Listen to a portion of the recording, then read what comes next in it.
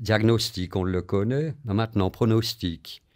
Monsieur Culta, on ne fait pas de pronostic. J'aurais dit, mais je ne vous demande pas le jour et l'heure, mais de grandeur. 6 mois?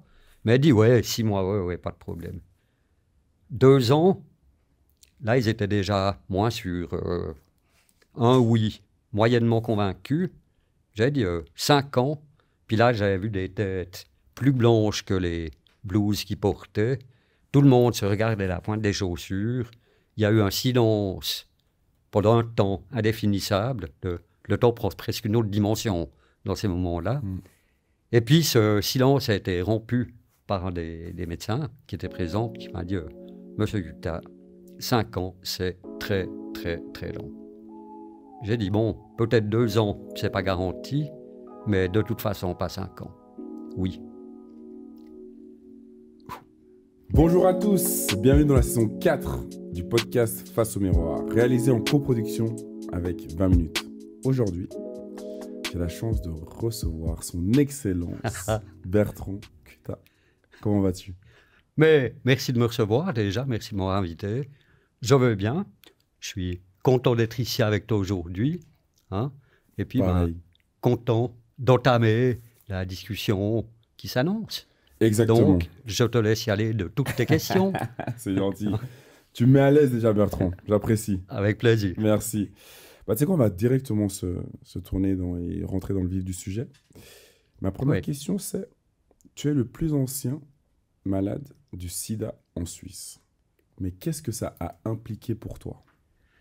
Alors effectivement, statistiquement, je suis le personnage en Suisse qui présente la plus longue histoire avec ce virus. Ce que ça a impliqué pour moi, c'est beaucoup de choses. Déjà, c'est de m'être infecté par ce virus en 1980-81. Ensuite, d'avoir vécu la toute première période de cette pandémie qui touchait la planète entière, avec toutes les peurs irrationnelles que ça a levées.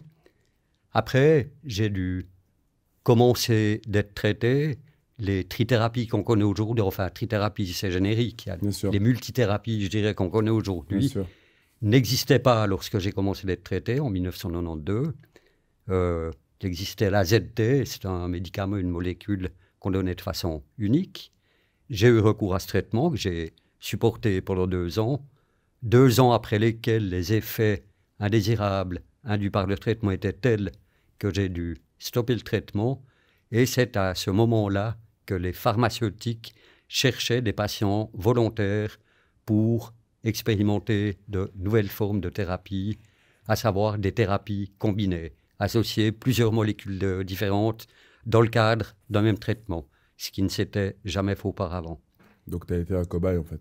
J'étais un cobaye. Et pour rentrer dans ce protocole d'essai, c'était un protocole dit à la double aveugle. Une partie des patients recevaient des principes actifs, les autres recevaient des placebos, c'est-à-dire les mêmes médicaments que les autres, mais sans aucun principe actif. Ni le médecin, ni le patient ne savaient ce qu'ils recevaient.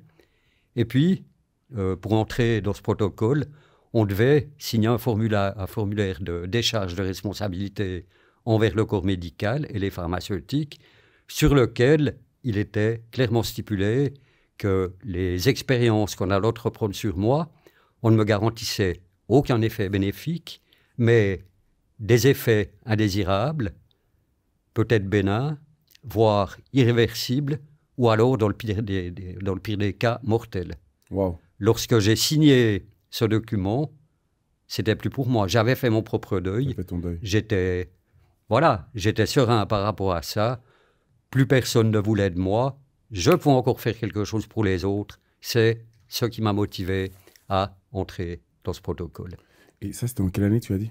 Alors ça, c'était en 1994-1995. Alors, donc c'est-à-dire que dans ce fonctionnement-là, il y avait 2 parties, on va dire. Un côté où on vous donnait des médicaments qui traitaient ou qui avaient pour espérance de traiter, et d'autres recevaient des médicaments blancs, donc placebo.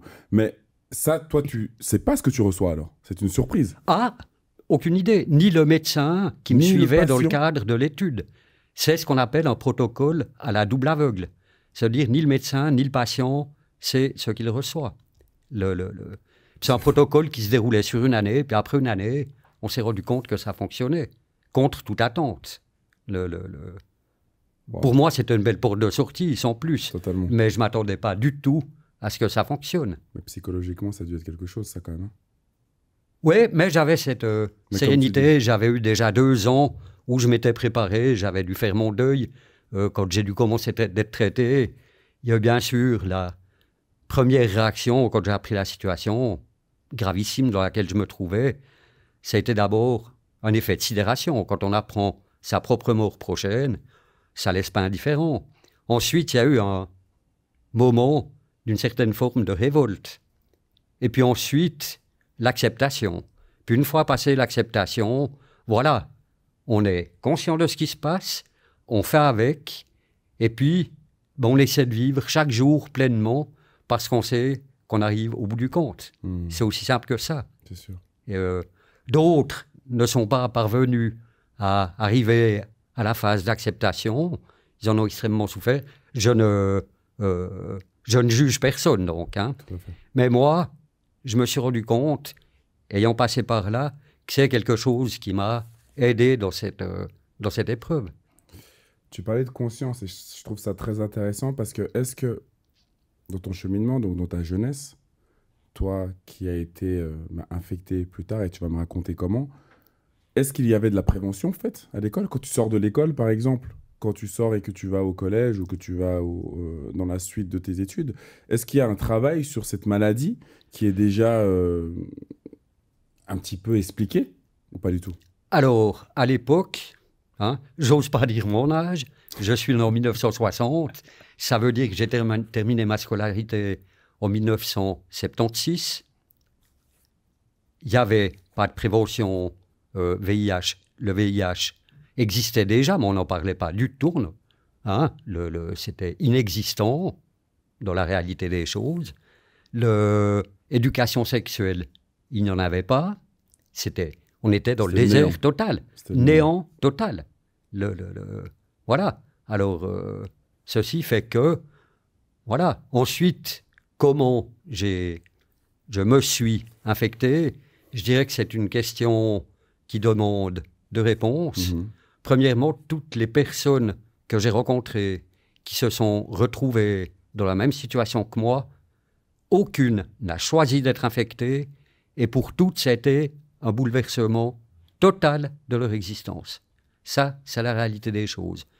En ce qui me concerne, il faut remonter à l'époque de la fin de ma scolarité, début de la vie professionnelle, mais aussi début de la vie en société, entre parenthèses, des sorties avec les potes le week-end et tout. Et puis, les sorties avec les potes le week-end, on ne buvait pas que du jus de citron, et puis on fumait 2-3 trucs qui n'étaient pas dans le manuel. On se comprend très bien. Et puis là aussi, rarement, ça m'est arrivé d'avoir contact avec d'autres produits. Cocaïne, morphine, héroïne. Mais vraiment... rarement. Ah, c'était vraiment rarement. Tu n'étais pas... Vraiment très rarement. Vraiment très rarement. Tu n'étais pas un toxicomane ou... Non, c'était vraiment de façon ludique et puis exceptionnelle. D'accord. Et puis est survenu un drame dans la famille. L'aîné de la fratrie, je suis le cadet des garçons d'une famille de 4 enfants. J'ai une sœur de 5 ans, ma cadette.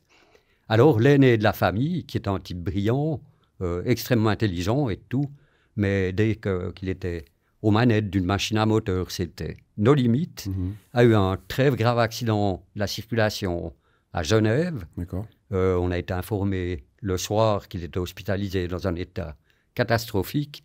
Et puis, le lendemain, j'avais plus de frère. Il était décédé. Ça a été un choc terrible pour tout le monde, pour mes parents, bien entendu. Hein, la pire malédiction pour un père ou pour une mère, c'est d'enterrer son enfant. Totalement. Je l'ai constaté. Mais pour la fratrie aussi, ça a été un choc absolument terrible. Et tu avais quel âge à ce moment-là? Et puis à ce moment-là, j'avais petitement 20 ans. Okay. Et puis là, alors, suite à ce décès, puis quand je dis suite à ce décès, c'était le lendemain des funérailles, tombé sur un pot de fête et tout, de la région, qui me dit « Ah oui, j'ai vu ce qui s'est passé dans ta famille, c'est terrible. » Mais viens, on peut aller se fumer un petit pétard à la maison, puis aller avec lui. Puis bon, fumer un joint, puis que dalle. Il m'a dit, mais il me reste encore un petit truc, une petite ligne d'héroïne. Puis c'est là que, hop, une petite ligne d'héroïne, puis là, j'étais pas triste, j'étais pas content, j'étais neutralisé. C'est le meilleur mot que je trouve pour déterminer l'état. Totalement neutralisé. Et puis, ben, je suis pas gros, mais je suis un gros con. Ma réaction, c'était de me dire, ben, voilà la solution. Ta peine que tu n'arrives même plus à pleurer, ton chagrin que tu n'arrives même plus à exprimer, voilà le médicament. Et puis, comme quand je fais les choses, c'est aussi à fond ou bien pas du tout. Alors là, la consommation a très rapidement explosé, mais augmenté de façon tout à fait exponentielle. Et puis après, une petite année dans ce monde parallèle, sinon faux monde des stupéfiants, j'ai eu la grande chance quand même de me reprendre en main, de me rendre compte que ça n'allait pas du tout comme ça.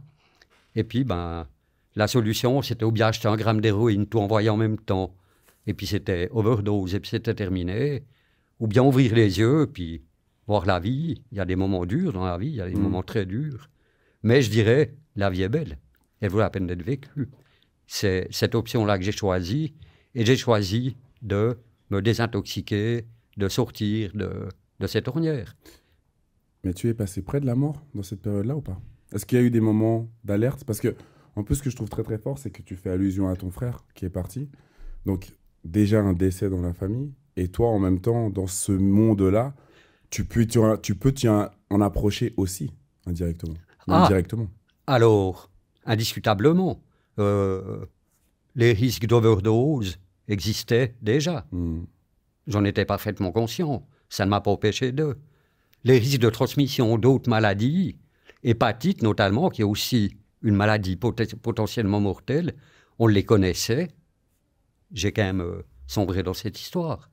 Et puis à l'époque, il faut aussi se remettre dans la réalité des choses de cette époque, tout début des années 80. Trouver une seringue pour consommer son produit était beaucoup plus difficile que de trouver le produit lui-même. Ça veut dire qu'on était régulièrement chez un, chez l'autre, des fois 3, 4, 5, 6. Il y avait une seringue pour tout le monde. Wow. C'est pour ça que toutes les personnes que j'ai connues à cette époque-là, dans ce genre de comportement, sont toutes décédées actuellement. De maladies overdose, hépatite, VIH, tout le monde a été emporté. C'était une hécatombe. Une hécatombe. Pourtant, le Jura n'est pas grand. Puis on était le canton des fous du volant. J'en ai connu qui sont morts en voiture. Mais autant que ceux qui sont morts à cause du VIH et puis via les comportements toxicomaniaques, alors dans le Jura, c'était une hécatombe terrible. Wow. Terrible. Et donc, toi, tu vis cette année un petit peu de folie, on va dire, aussi à cause d'un traumatisme, mais on va dire que tu te reprends, tu réalises que ce n'est pas forcément la bonne manière de vivre, mais quels sont on va dire, les impacts de cette année? Quel est le résultat de cette année? À quel moment tu t'aperçois qu'il y a quelque chose qui ne... Alors, le moment précis où je m'aperçois que ça ne va plus du tout, c'est tout pendant cette année, je travaillais, pas de problème, je consommais tous les jours, de plus en plus. Et puis, un matin en partant au travail, je n'avais plus rien. J'ai fait une crise de manque, mais mes jambes ne me portaient plus. Donc, j'étais en nage, les jambes qui allaient comme ça, j'ai dû m'asseoir. Et puis, sur le chemin de mon travail, se trouvait le médecin de famille. D'accord. Et puis là, je me suis dit, bon, voilà. Alors, tu t'arrêtes chez ton médecin de famille et tu lui en parles. Et puis, le médecin de famille en question m'a reçu, m'a écouté, et puis m'a prescrit des médicaments. D'abord, prescrit une boîte de médicaments. J'avais pour 15 jours. Que tu présentais. Et puis par rapport aux produits que je consommais, d'accord, c'était une sorte d'héroïne synthétique, machin. Médicaments, voilà, j'en avais pour 3 semaines. 5 jours après, tout était consommé. Je m'étais éclaté pendant 5 jours. Puis j'étais retourné chez lui, j'ai dit non, mais là, ça ne va pas le faire, quoi. Ça ne veut pas jouer comme ça. Autant prétendre désintoxiquer une personne alcoolique en l'enfermant dans une cave avec un tire-bouchon. Ça ne veut pas aller. Alors, proposition, sinon je change de crèmerie. Je viens tous les jours, puis on va avec des doses décrescendo, ou bien je change de médecin. Puis là, il m'a dit, ah, ben toi, tu as envie de t'en sortir. Alors, ok, très bien, tu viens tous les jours, et puis on va décrescendo. Et puis j'avais aussi pris contact avec un psychiatre qui m'a beaucoup aidé. Ça m'a permis de me resituer, un peu de me retrouver, parce que j'étais perdu, voilà quoi. Mais donc j'ai eu recours quand même à la médecine, hein, et puis psychiatre, aussi médecin de famille, pour m'épauler dans ce chemin quand même difficile qu'a été la désintoxication. Et le jour du diagnostic? Alors, lorsque j'ai appris ma séropositivité, là, on est dans la deuxième moitié des années 80. Je vivais avec ma compagne, 26 ans, du boulot, stable et tout. Et puis, désireux de fonder une famille, c'est ce qui m'a déterminé à faire un test de dépistage. Je savais que j'avais pris des risques avant, qu'il était probable que j'ai été exposé à ce virus. Donc, avant de fonder une famille, j'ai cru bon de faire un test. Je suis allé chez mon médecin, fait une prise de sang. Entre la prise de sang et les résultats, s'écoulait, je ne sais plus, 15 jours ou 3 semaines. Hein. Ce furent 15 jours ou 3 semaines très longs, je dois dire. J'imagine. Et puis, quand j'ai reçu les résultats, je les ai eus par téléphone. J'ai demandé, téléphoner, vous avez eu les résultats des examens qu'on a faits? Oui, alors on en est où? Mais je ne peux pas vous le dire par téléphone. Ouais, bon, c'est positif, oui, mais vous pouvez venir quand vous voulez, on en discute. Puis là, sautez dans la voiture, allons discuter. Puis bien évidemment, le fonder une famille, oublié, on me disait que le risque de transmettre à la maman et à l'enfant à venir le virus, c'était 50-50. Alors jouer une telle roulette russe, il faut être complètement fou. Totalement. Hein? Donc là, j'ai oublié de fonder une famille. C'était aussi un deuil à faire. Mais néanmoins, il y a aussi tout de suite une question qui est arrivée, et ma compagne. On en est où? On avait une vie sexuelle épanouie, comme on peut avoir à cet âge-là. Hein? Préservatif, on n'en parlait pas. On avait des rapports non protégés et tout. On a fait un test de dépistage chez elle, et puis on a eu un bol extraordinaire. Elle était toujours négative. Alors là, ça a déjà fait tomber la pression, en tout cas pour moi. C'était déjà un énorme point en moins, quoi. Là, je me suis dit que j'avais une chance extraordinaire. Toujours est-il que après l'arrivée de ce nouvel élément dans notre vie de couple, qui est le virus du VIH, ma compagne, nous n'étions pas mariés, a supporté cette nouvelle réalité pendant une petite année, après laquelle les angoisses générées par cette nouvelle situation étaient telles qu'elle s'en est allée. Je ne lui en ai jamais voulu, partant du principe qu'on ne peut pas en vouloir à quelqu'un qui entreprend une démarche de survie. C'est bien de ça dont il s'agissait.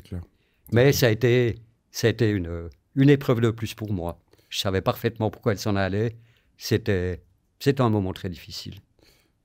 Par rapport à ça, j'aurais 2 questions. Et la première serait qu'en fait, on est quand même passé de la 20 ans à 26 ans et que t'as même pas eu de symptômes d'alerte par rapport parce que tu voulais fonder une famille, faire un dépistage, mais il n'y a pas eu de... Souvent, quand on lit par rapport à cette maladie, on dit que d'abord, c'est un peu comme une grippe, des maux de gorge, des maux de tête, de la fatigue, des ganglions qui gonflent, plein de choses, plein de petits éléments comme ça. Mais toi, tu n'as rien ressenti? J'ai absolument rien ressenti, mais il y a peut-être un élément qui explique cela aussi. De toute façon, une chose est certaine, c'est que j'étais infecté par contact sanguin via l'échange de seringues, la consommation de stupéfiants, et puis probablement aussi, j'ai été surinfecté lors de rapports sexuels non protégés entre personnes du même milieu, dans la toxicomanie. D'accord. C'est-à-dire j'ai été infecté de plusieurs façons. Ça, c'est absolument sûr. D'accord. Hein? Mais avec la puissance des produits qu'on consomme, notamment héroïne, morphine, alors dire quand? Aucune idée. Mais absolument aucune idée. Avoir une fois eu un mal de gorge ou un truc, peut-être, mais c'était pas l'alerte. et puis faire la relation de cause à effet, hein, savoir qu'il s'agissait du VIH à l'époque, le mot sida n'existait pas. N'existait pas.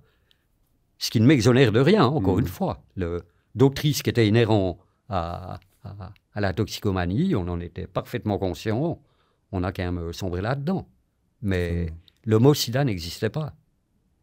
C'est incroyable parce qu'aujourd'hui, quand on s'en renseigne un peu et qu'on regarde, on dit 3 à 6 mois quand on est infecté pour voir en tout cas dans les prises de sang, de voir qu'on a été infecté. Mais toi, tu n'as même pas eu de symptômes en fait.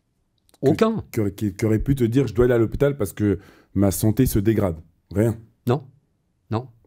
Ma santé se dégradait par rapport à ma consommation de stupéfiants. Voilà, mais pas par rapport au... J'avais un besoin de plus en plus important au niveau quantité quotidienne de stupéfiants. Mais sinon, des symptômes de problèmes de santé, aucun. Et la deuxième question, c'était du sens, tu parlais de ta compagne qui te quitte dû à l'annonce, et comme tu le dis très bien, qui est assez compréhensible à tes yeux. Mais le reste de l'entourage, quand tu annonces aux gens que tu côtoies tous les jours que tu es séropositif, c'est quoi les réactions? Est-ce que tu as du soutien? Est-ce que les gens partent? Est-ce que tu es vu comme quelqu'un de sale? Parce que souvent cette maladie est un petit peu liée à la saleté ou à la maladie de la honte. Quel est le regard qui se pose sur toi? Alors, dans un premier temps, c'est une nouvelle que j'ai pas hurlée sur les toits, bien évidemment. Hein, mais je m'étais ouvert de cette nouvelle réalité auprès d'une personne que je croyais être amie, hein, en qui j'ai complètement confiance. Et puis, le résultat, j'avais parlé de ma séropositivité et tout. Quelques jours après, il faut aussi se mettre dans le contexte du Jura. Comme on dit dans le Jura, on marche sur la queue d'un chien à Delémont, il crie à Porrentruy, et puis on l'entend à Seigneur-Léger. Le Jura est tout petit, quoi. Hein, c'est une grande agglomération à tout casser. Ça veut dire que les bruits, tout le monde connaît tout le monde, et puis voilà, quoi. Alors, ça a fuité, et puis rapidement, tout le monde le savait. Et puis là, alors, il y a eu 2 types de réactions. Malheureusement, plus fréquemment, les gens se sont détournés de moi. Les invitations à aller se faire un pique-nique, à aller se faire une bouffe chez un, chez l'autre. Alors ça s'est assez vite ramené à rien. Et puis, 2e type de réaction, les moins nombreuses, pour qui rien n'a changé, qui sont encore aujourd'hui toujours des amis, qui sont toujours présents, mais c'est une fraction de ce qu'il y avait au départ, quoi. Mais ça, c'est des gens à qui je tiens à rendre hommage aujourd'hui. Voilà, c'est des comportements courageux pour l'époque. Et je les en félicite et je les en remercie. On doit dire merci, c'est beau ça, c'est beau. Et puis toi, à cette annonce, donc tu prends ta voiture, comme tu le disais, pour te rendre à l'hôpital. Chez mon médecin. Chez ton médecin, comment t'encaisses le coup, Bertrand? Comment tu vois la suite? Quelle est ton espérance de vie? Quelles sont les explications qu'il te donne ce jour-là par rapport à cette maladie qui est si peu connue encore? Oui, alors justement, il faut se remettre aussi dans le contexte de l'époque. On venait de découvrir l'existence de cette maladie. Certains, dans la presse, déclaraient qu'une personne infectée par ce virus avait 6 à 18 mois de survie. Hein? Je savais que c'était faux, ça faisait beaucoup plus longtemps que ça que j'étais infecté. Hein. Le médecin me disait, mais plus le temps s'écoule entre le moment où on contracte le virus et le jour où il peut se développer, plus le temps passe, plus le risque diminue. Moi, je savais que ça faisait déjà des années que j'étais infecté. Et puis, ce qui amenait à en déduire un truc tout bête, c'est qu'en fait, ce qu'on savait, c'était qu'on ignorait tout. Hein? On était dans le bleu total. Alors ça, c'était quand même pour moi, quelque part, un refuge. Ça me permettait de relativiser tout ce qui se disait, tout le battage médiatique qu'il y avait là autour. Je savais qu'il y avait beaucoup de conneries qui se disaient. Mais voilà quoi, néanmoins, des années après, la suite a été donnée, puis là, ça a été la catastrophe. Quand tu dis la catastrophe? Pendant des années, j'ai continué de vivre, mais je dis relativement normalement. Je travaillais depuis que je connaissais ma séropositivité. J'allais 1-2 fois l'an chez mon médecin faire un large check-up, comme on dit, un grand contrôle, histoire de s'assurer que la maladie n'était pas en train de se déclarer d'une façon ou d'une autre. Parce que quand tu as été donc diagnostiqué séropositif, la maladie n'était pas encore déclarée? Non, on pouvait juste me dire que j'avais été mis en contact avec ce virus. Point, pas davantage. D'accord. Hein?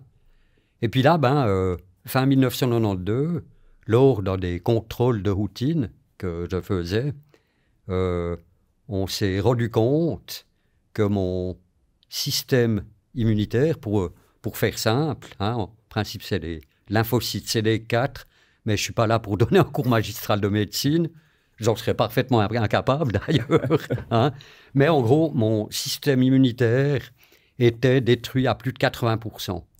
Ça veut dire que la situation était tout à fait alarmante. Je travaillais, pas de problème, je ressentais absolument rien.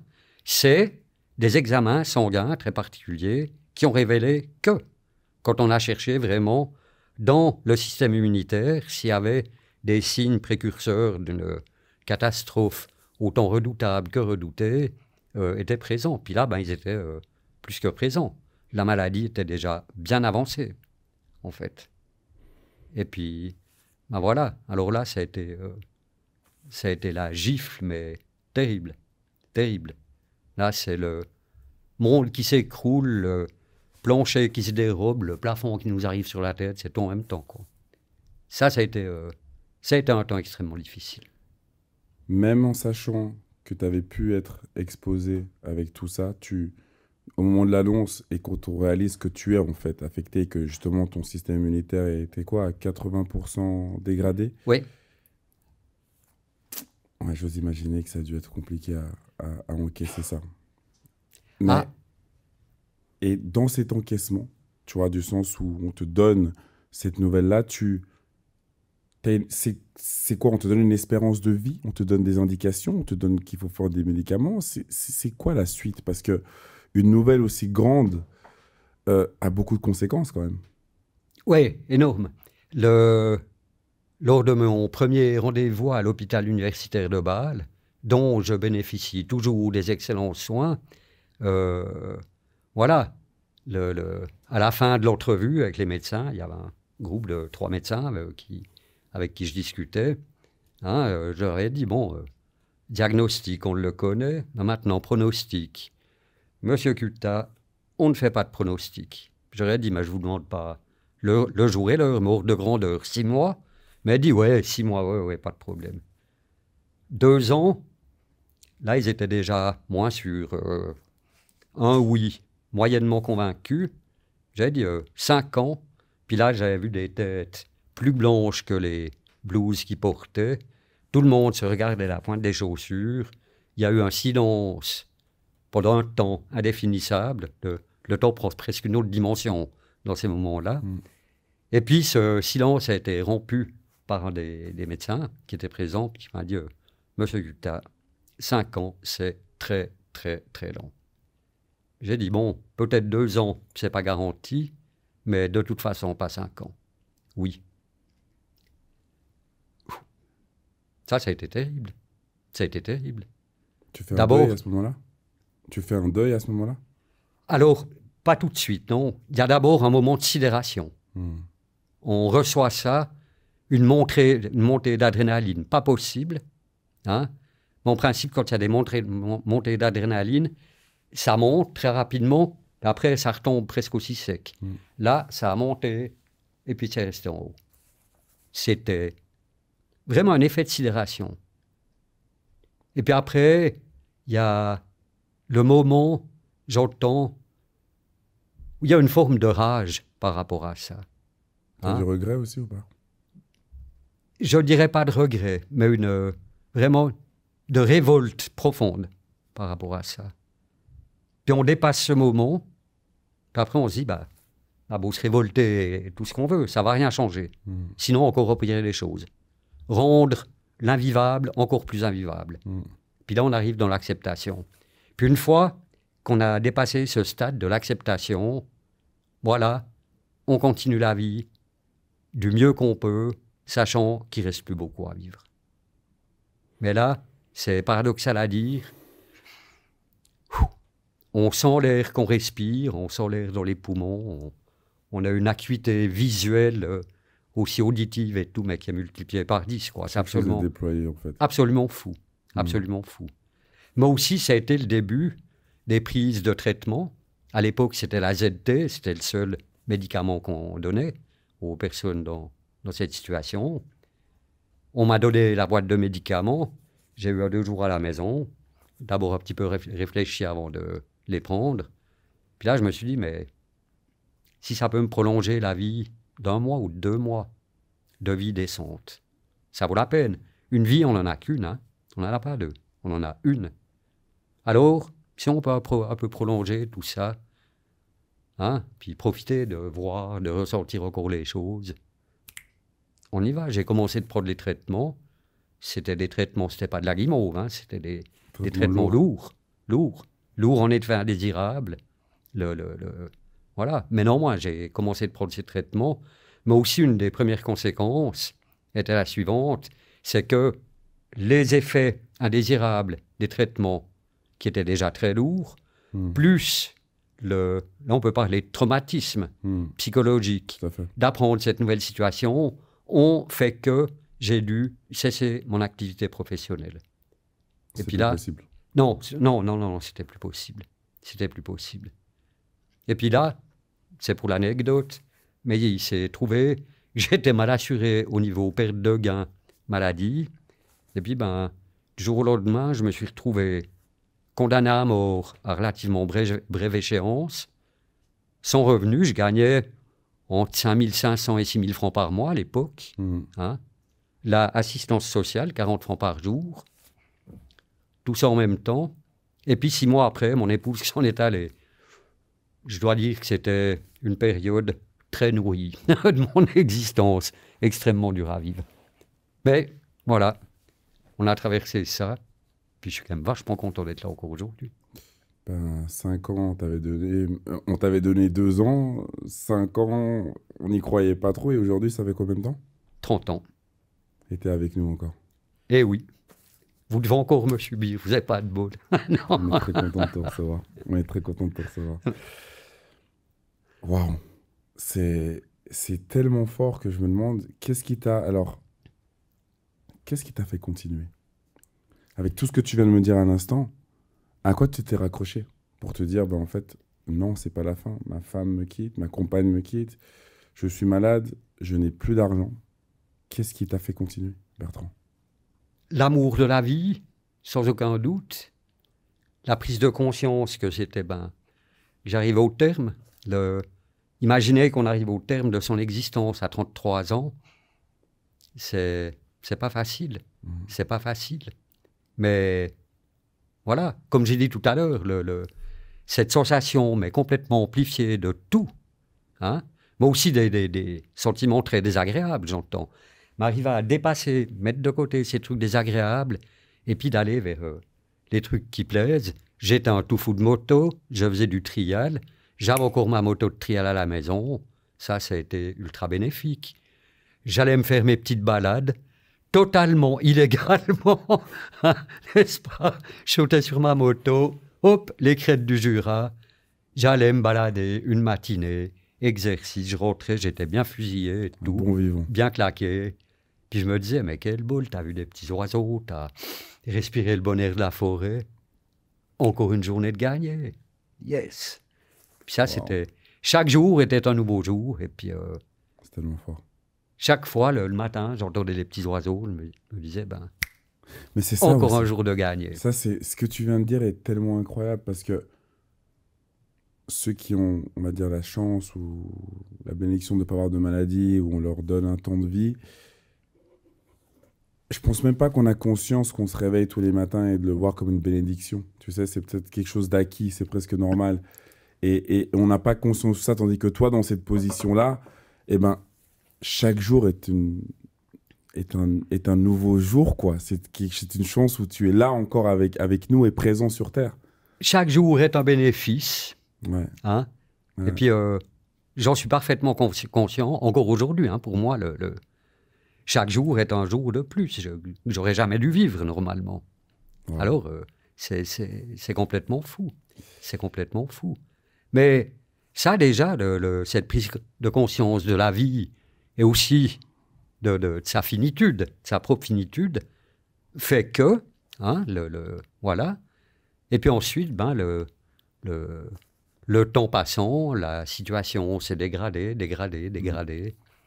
jusqu'au point où j'ai plus supporté le traitement AZT. Les effets indésirables étaient tels, des effets très très lourds, étaient tels qu'on a dû stopper ce traitement.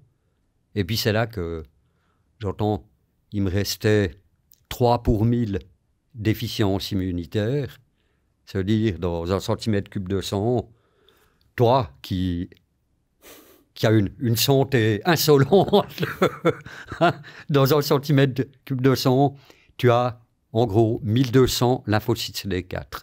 Moi, il m'en restait 3. Puis dans le même centimètre-cube de sang, j'avais 400 000 virus. 400 000 agresseurs. Voilà. Pour 3 défenseurs. Exactement. Exactement. Et puis là, les traitements ne fonctionnaient plus. Et puis, c'est l'hôpital de Bâle qui m'a proposé d'entrer dans des protocoles d'essai médicamenteux. Hein. Je crois qu'on en a vaguement touché un mois avant. Et puis là, j'entends pour moi, ce protocole d'essai, c'était une belle porte de sortie. Plus personne ne voulait de moi. J'avais plus de vie amoureuse. Juste ma famille qui ne m'a jamais rejeté. Il faut le souligner, qui a toujours été à mes côtés, que je remercie. Hein. Mais pour qui j'étais juste un très gros souci. J'étais un poids de chagrin énorme. Pour tous. Mais moi qui étais rejeté par le reste, qui était seul face à ma fin prochaine, je me suis dit, ben, plus personne ne veut de moi, moi je peux encore faire quelque chose pour les autres. Signer la décharge de responsabilité sur laquelle on m'informait que ces essais allaient peut-être me tuer. Hein. Ce jour-là, j'étais très fier de moi. Je me suis dit, bah, tu vois, il n'y a plus personne qui veut de toi. Toi, tu vas encore faire quelque chose pour les autres. Tu peux te regarder dans le miroir. Tu as quelqu'un de... Voilà. C'est beau. Oui. Et puis après une année, ce protocole, on s'est rendu compte que ça fonctionnait. Extraordinaire. Des 3 lymphocytes CD4 qui me restaient en début de traitement, on était passé à 7 ou 8, je ne sais plus exactement. Mais une inversion de tendance comme ça, on n'avait jamais observé auparavant. C'est la première fois. Oui. Puis là, sur le coup, c'était, mais monsieur, mais ça marche. La preuve, voilà, c'est clair. Sur le moment, yes, extraordinaire. Bertrand est de retour. Ouais, non, mais complètement hallucinant. Puis j'ai presque dans un état d'euphorie comme ça. C'est clair. Et puis en rentrant de Bâle à Delémont, dans le train, là, j'ai été pris. C'est la seule fois que l'idée m'a réellement traversé la tête de descendre du train de 2 gares. Je me disais, Pourquoi? ben merde, j'avais choisi une belle porte de sortie, c'était joué, c'était plié, pesé, garanti, même cette porte-là, elle se referme. Mais au secours, qu'est-ce que je veux faire de ma vie? Puis vivre avec des médicaments aussi contraignants, aussi lourds. Mais ça a quel sens? Juste pour moi, c'est nul. C'est nul. Alors là, le poids de la solitude.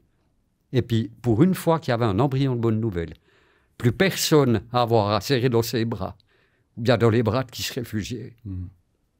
Ça, c'est insupportable. Ça, c'est insupportable. Ça, c'est très... Néanmoins, je suis resté dans le train, et puis ce que je n'avais jamais fait auparavant, je me suis approché des milieux associatifs, notamment PVA, Suisse, Personnes Vivantes avec le Virus, dont une des activités était la prévention auprès des jeunes et des moins jeunes également. Je n'étais pas convaincu au départ. Je me suis dit, mais de toute façon, qui ne sait rien n'a rien. J'étais fort bien placé pour le savoir. Tout à fait. Hein?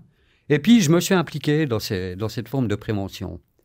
Et puis, rapidement, je me suis rendu compte que mon discours, et pas que le mien, on était toute une équipe, qu'on avait un impact indiscutable sur les gens qu'on rencontrait. Et puis là, je me suis dit, ça, c'est utile.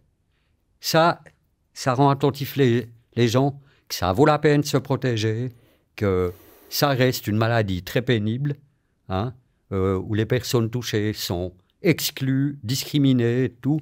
Malheureusement, les personnes séropositives ne sont pas les seules personnes à être exclues ou discriminées, je pense, au racisme, à l'homophobie, etc., etc. Et il y en a tant, hein. Toute forme de rejet est inadmissible. Tout être humain a droit au même respect. À 100% d'accord. J'ai vécu le rejet, je souhaite ça à aucun, même mon pire ennemi, je ne souhaite pas. C'est terrible à vivre. Terrible à vivre. Mais je me suis engagé dans cette prévention, pour revenir. Et puis lors du début de mon engagement, ça faisait quelques semaines que je fonctionnais dans cet organisme de prévention. On allait toujours à deux rencontrer les différents groupes chez qui on allait. Et puis la personne qui devait venir avec moi pour 2 interventions, s'était désisté en dernière minute pour des raisons tout à fait recevables qui lui appartenaient. D'ailleurs, cette personne est décédée peu de temps après. Et puis elle a été remplacée au pied levé par une personne qui, elle, n'était pas séropositive, mais très au fait de la réalité de cette maladie, de par son engagement professionnel.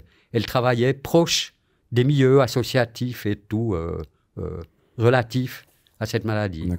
Elle m'a accompagné lors de 2 interventions, et puis, à mon immense surprise, elle m'a déclaré son amour. Mais je me disais, première réaction, aïe, aïe, aïe, aïe, aïe. Ça, l'histoire, ici, ça va t'exploser dans la figure, cette histoire. T'as déjà terriblement souffert comme ça, du rejet, de la solitude. Là, dans les 15 jours, voire dans 1 mois, c'est retour de manivelle, et ça part en courant. Puis j'ai vite rectifié ma façon de voir les choses. Je me suis dit, non, la vie, c'est pas hier, c'est pas demain. C'est ici, maintenant, que ça se passe. Voilà. Ce que me donne le présent, je le prends. Et j'ai répondu à sa déclaration d'amour favorablement. On s'est rapidement mis ensemble. On a vécu ensemble. Tout en sachant que tu étais... Elle était parfaitement au courant de ma situation et tout. D'accord. Wow. Puis on a longuement vécu ensemble. On a eu un enfant ensemble. C'est beau, ça. Absolument extraordinaire. Mais alors, laisse-moi juste rebondir sur quelque chose. Comment se passe la sexualité quand on est sidéen? Est-ce que on parle justement des risques, mais est-ce que ça fonctionne toujours aussi bien? Est-ce que par des prises de médicaments, est-ce qu'il y a une baisse de libido? Est-ce qu'il y a encore des érections? Alors, il y a plusieurs éléments. Lorsqu'on apprend qu'on est séropositif, le premier truc dans le couple qui ramasse, mais sévère, c'est la sexualité. L'envie d'avoir des rapports avec l'autre, la libido, à proprement parler, on prend un méchant coup, hein, sans faire de jeu de mots hasardeux. Voilà. Non, on se sait porteur de ce truc-là qui est mortel. Alors le filet à la personne aimée, ça enlève du charme hein, Tout à fait. et puis du laisser-aller qu'on peut connaître dans une sexualité épanouie, évidemment, évidemment. Et puis ensuite, les traitements peuvent avoir un effet délétère sur la fonction érectile, à proprement parler. Puis moi, j'en ai fait l'expérience, consécutivement à un changement de traitement, mais en 24 heures, alors ça ne fonctionnait plus. Mais zéro, que dalle. Ça a duré pendant des années et des années. Et puis ensuite, j'ai eu des changements de traitement, des traitements un peu moins lourds, et puis c'est revenu, mais très, très légèrement, hein, mais jamais suffisamment pour avoir un rapport sexuel digne de ce nom. Donc aujourd'hui, tu pourrais avoir un rapport sexuel? Non, avoir un rapport sexuel partagé, non. Non, toujours solitaire. pas. Hein, encore, à voir. trop rarement. Voilà. Non, bah oui. Hein, si on ne peut pas parler de sexe, j'entends. Non, mais c'est très important parce que la prévention passe aussi par là, de savoir évidemment. À quoi on peut s'attendre. Sans sexualité, ici, aujourd'hui, il n'y aurait personne. Personne ne serait né. C'est quand même la base de l'existence, j'entends, mais c'est un sujet extrêmement tabou, encore pour beaucoup de monde. Tu as 100% raison, Bertrand. Mais justement, où m'emmène ma question, comment est né ton fils alors? Excellente question. Alors, ça faisait quelques années que nous étions en couple avec celle qui allait devenir sa maman. Nous n'étions pas mariés, rien. Hein. Et puis, en 1998, que je ne dise pas d'ânerie, un protocole d'essai, un de plus, du cobaye. Il ne me manque que les bajoux, décidément. Non. Je dis des âneries. Non.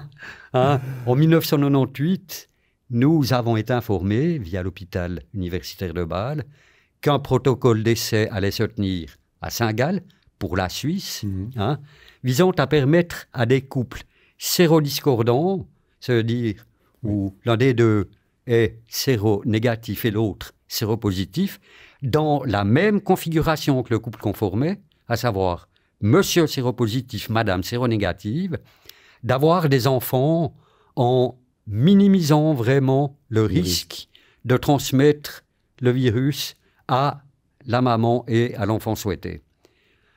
Bien sûr, ce n'est pas une décision qu'on a prise.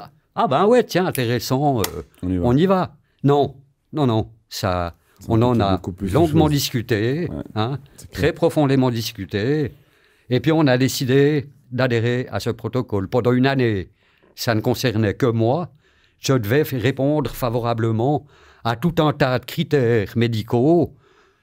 On passe sur le sujet, sinon à 2 heures du matin, on est encore là. Hein.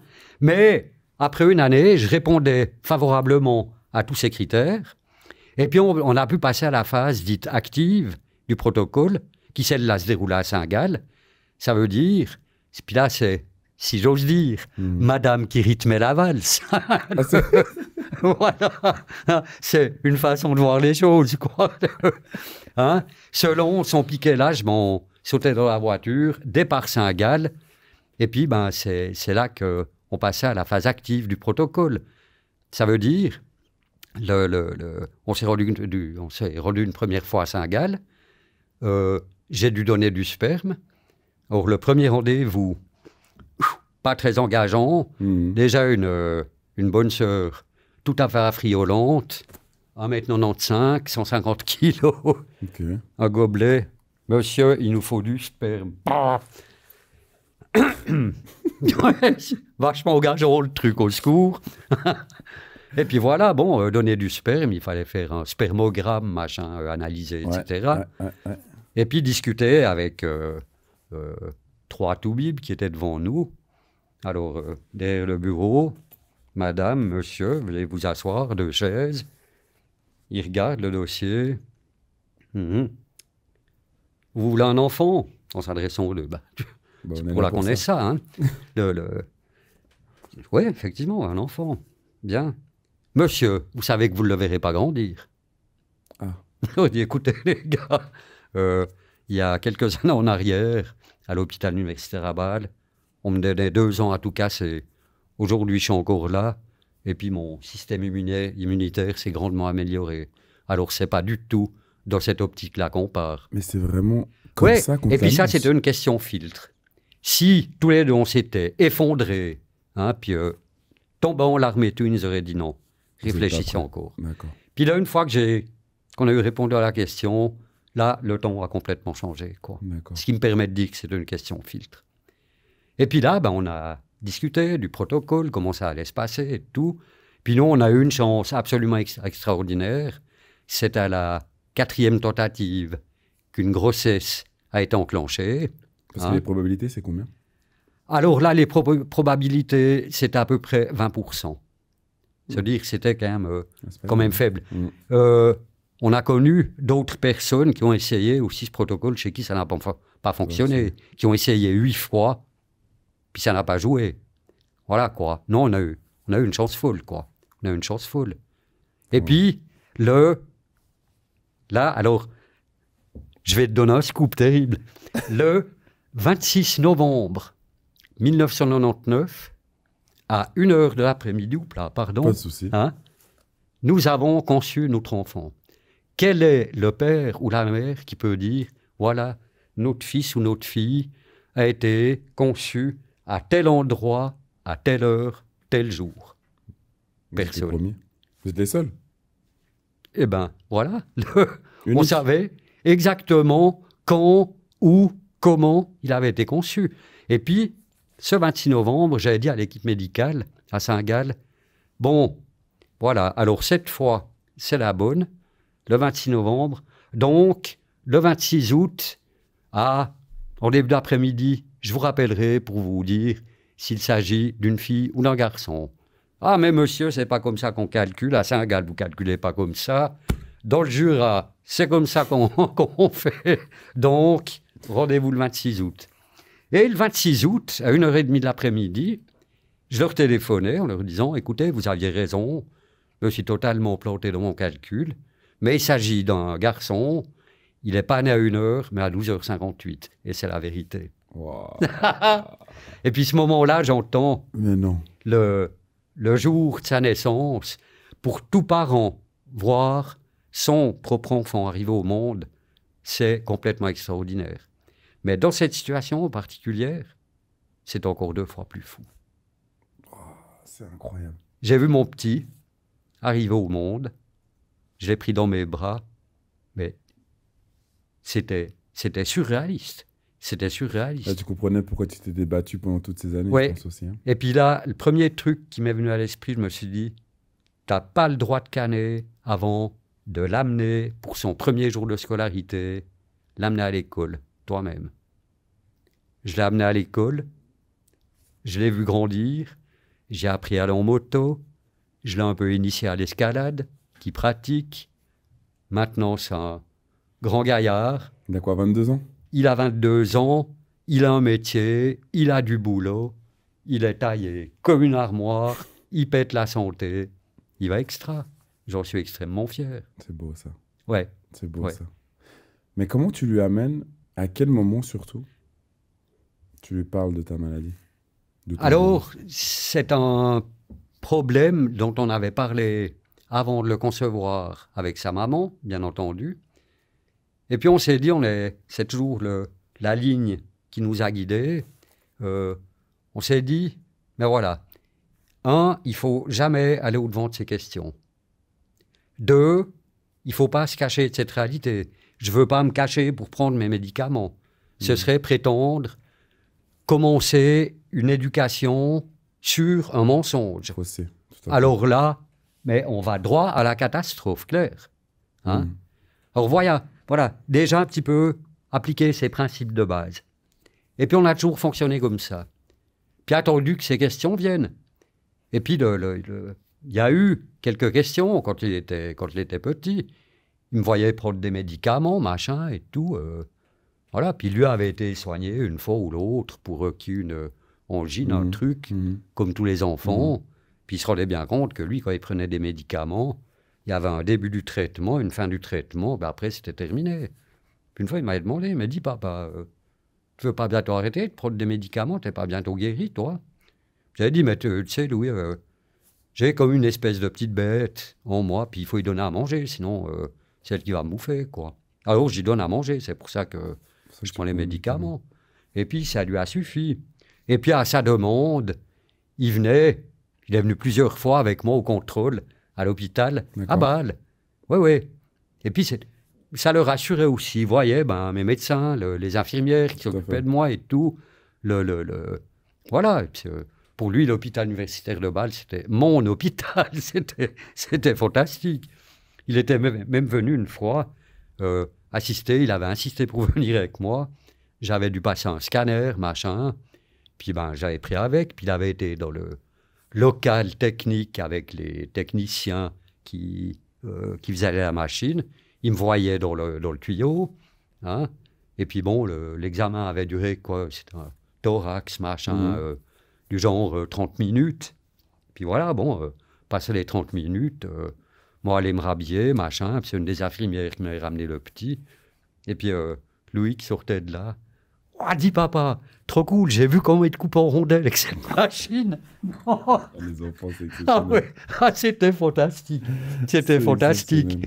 Puis là, quand il m'accompagnait à Bâle, c'était aussi un petit peu notre petite sortie. On allait faire un petit tour au jardin zoologique. Voilà, mais c'était des moments inoubliables, quoi. Des moments inoubliables. Mais lui, en grandissant, donc, il comprend ce que le sida, ou le VIH est. Est-ce que son entourage ou les gens qui sont autour de lui le savent? Et est-ce que, par exemple, par moment, tu as ressenti aussi une gêne ou une honte de sa part par rapport à toi? Non, non. Et puis ça arrivait, à mon souvenir, c'est arrivé une fois, pendant sa scolarité, qu'il ait une remarque par rapport à ma situation. Un élève il a dit « Ouais, mais Louis, de toute façon, ton papa, c'est un PD, machin. Parce que j'avais apparu dans le journal, puis je parlais du VIH, SIDA et compagnie. Il a dit « Oh, bon, Louis, tu me connais, mais... Dis, mais ça... Qu'est-ce que tu avais répondu hein? » Puis, c'est un con. Et puis, point. Et puis ça s'est arrêté là. Ouais, prendre en compte ce qui se disait à côté, pour lui, c'était...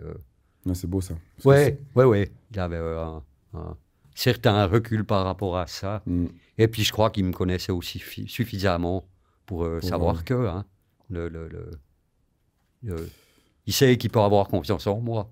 Et moi, je sais que je peux avoir confiance en lui. Ouais. Donc Bertrand, en étant on va dire le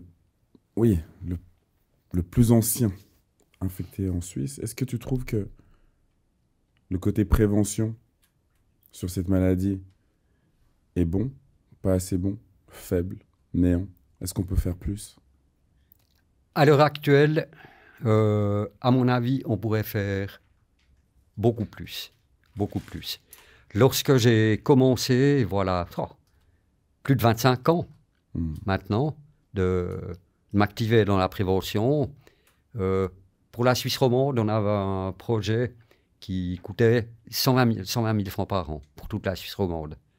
On intervenait dans des écoles en Valais, dans le canton de Vaud, à Genève, Neuchâtel, Vaud, Fribourg, Jura. On intervenait partout. On rencontrait des milliers d'élèves annuellement. À un moment donné, pour la Confédération, 120 000 francs par an, ça a été trop. Alors, ça a été délégué aux cantons. Tous les cantons n'ont pas les mêmes moyens. Certains ont continué sous d'autres formes, machin. Enfin, c'est devenu un petit peu nébuleux. Avant, il y avait une coordination romande. Hein, ce qui faisait, bien sûr, une inertie beaucoup plus importante et puis beaucoup plus riche aussi. D'autres histoires, on se partageait nos histoires, ça enrichissait nos interventions à chaque fois. Et puis tout ça a été abandonné. Voilà, ça m'a profondément déçu, mais aussi... Moi qui suis intervenu pendant des années dans le cadre du projet École, dans à peu près toute la Suisse romande, sauf depuis la naissance du fils où je me suis limité à l'arc jurassien, bien sûr. Ça se comprend, j'avais aussi d'autres priorités. Tout à fait. Mais là, une fois que le projet école a cessé d'être, j'ai continué d'être mandaté dans pas mal d'endroits à titre personnel. Ou bien via le groupe SIDA Neuchâtel, ou bien ce qui restait du groupe SIDA Jura, etc. Mais sinon aussi à titre personnel. D'accord. Oui, oui. Ok. Et puis parfois dans des endroits tout à fait improbables, parfois. Non. Mais très riche, très riche. Et comment tu te sens aujourd'hui? Aujourd'hui, là, maintenant. Aujourd'hui, j'ai fait un fort long voyage pour venir à Lausanne. On te remercie Depuis d'ailleurs. le Jura, c'est l'autre bout du monde pour moi. Non, mais c'est avec grand plaisir que je suis venu. Hein. Merci de t'intéresser encore à ce problème qui est aujourd'hui malheureusement une maladie banalisée, on peut réellement le dire. Mais comme j'ai l'habitude de le faire remarquer aussi, c'est juste une maladie banalisée pour toutes les personnes qui ne sont pas concernées. Mais pour toutes les personnes qui sont concernées, c'est pas banalisé du tout. Et puis, comparé au début de la pandémie, aujourd'hui, on vit sur une autre planète. Les progrès dans la médecine qui ont été faits sont absolument colossaux. Lorsque je regarde dans le rétro, si on veut bien, c'est vertigineux. C'est clair. D'où je viens, me trouver ici aujourd'hui, c'est complètement hallucinant. Alors là, il y a eu des progrès au niveau de la médecine délirants, absolument délirants. Mais socialement, alors ce n'est pas le cas du tout. Être séropositif, aujourd'hui, il y a encore une connotation de faute, le truc, l'homosexualité, héroïnomane. Stigmatisé. Hein, voilà, c'est encore, au tout début, c'était la théorie des 4 H. Homosexuel, héroïnomane, haïtien, hémophile. Wow. Ça, c'était la théorie des 4 H. Les cons, ils ont oublié le 5e H, hétérosexuel. Tout le monde était dans le truc. Mais maintenant encore, cette idée que PD toxico, point terminé. C'est dit crûment, mais ça reste quand même encore ça. Oui. Et puis ça, c'est dramatique, je trouve. C'est dramatique. Et triste. Et puis, alors là, il y a encore du travail à faire. Et puis, pour arriver à sensibiliser la société sur la réalité, aujourd'hui encore, de cette maladie, c'est pas facile. Et puis, ce que je dis aussi, à l'époque, quand moi j'ai été infecté, ça équivalait à une peine de mort, quelque part. C'est clair. Tandis que maintenant, cette peine de mort, c'est commué en peine à perpétuité.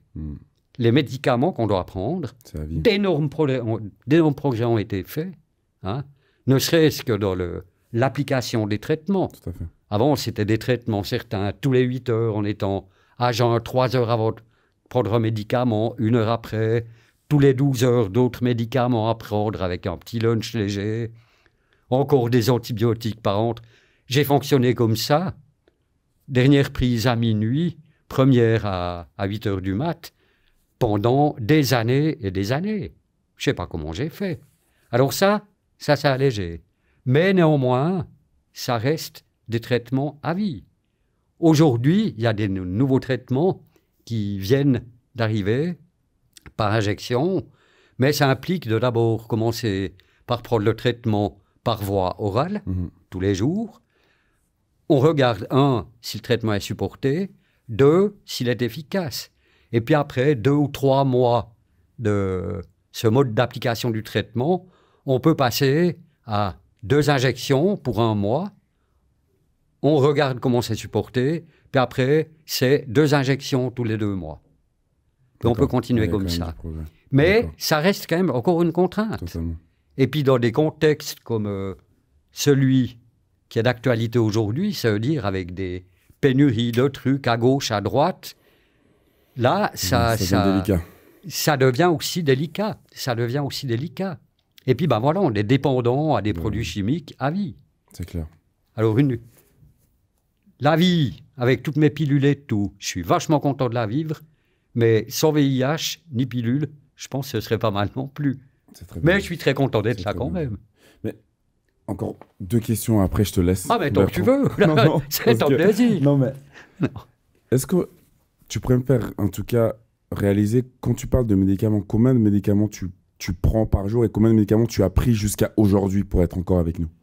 Ouf. Alors, ce que j'ai pris jusqu'à aujourd'hui, je pense que tout le parquet de la pièce ici, on le ferait couleur médicaments, toutes les couleurs.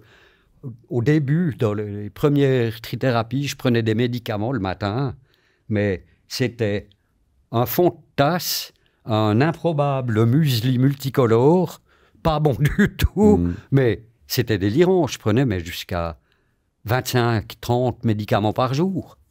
Puis des trucs pas possibles, Wow. des trucs très toxiques. Aujourd'hui, ça c'est comme aussi, c'est trop drôle pour pour taire cette réalité.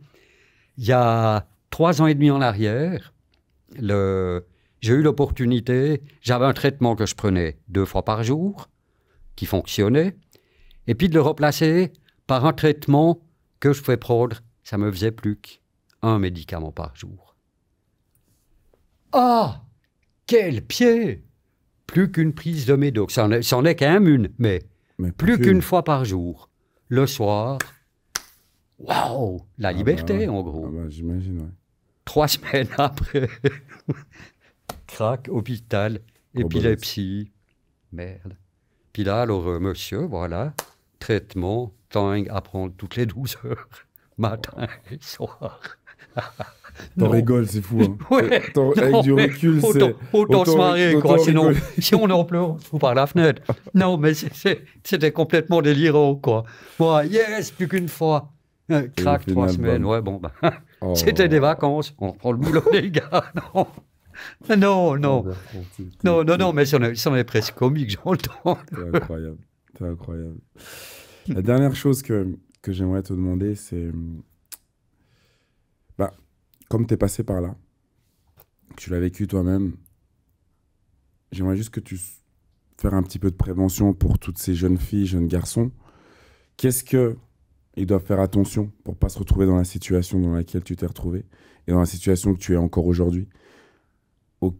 À quelle chose cette population, cette société doit faire attention encore aujourd'hui?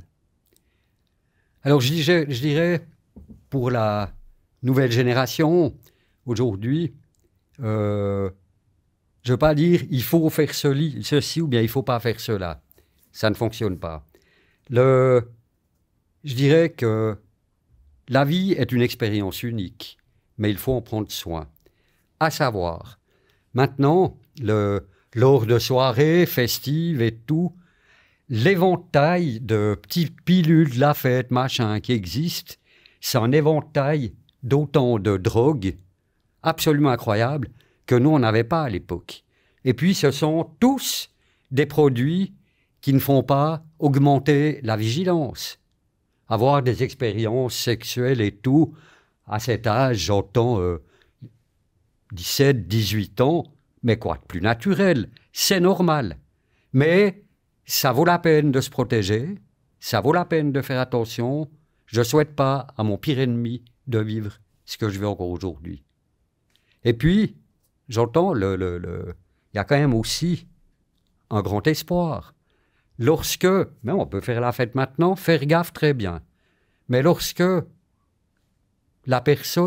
les personnes rencontreront la personne avec qui ils veulent faire un bon bout de chemin, voilà, ils se mettent ensemble pendant un moment, ils font chacun un test négatif, pas de souci, tout baigne. Et puis, on peut vivre une sexualité normale et tout. Et puis aussi, aujourd'hui, même si l'une des personnes est séropositive, qu'elle est traitée, qu'elle prend sérieusement son traitement, qu'elle est suivie régulièrement, peut entamer une relation amoureuse, affective, vivre une sexualité sans avoir recours à des préservatifs et tout le commerce.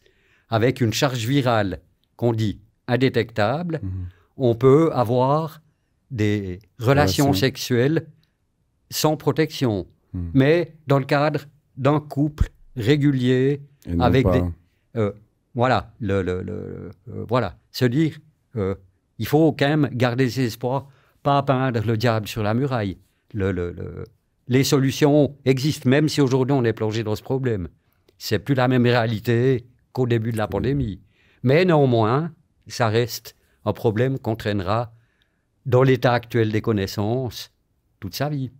Donc, éclatez-vous, mais faites gaffe, quoi. Avec modération. Voilà. Hein? Faites des excès, mais pas trop.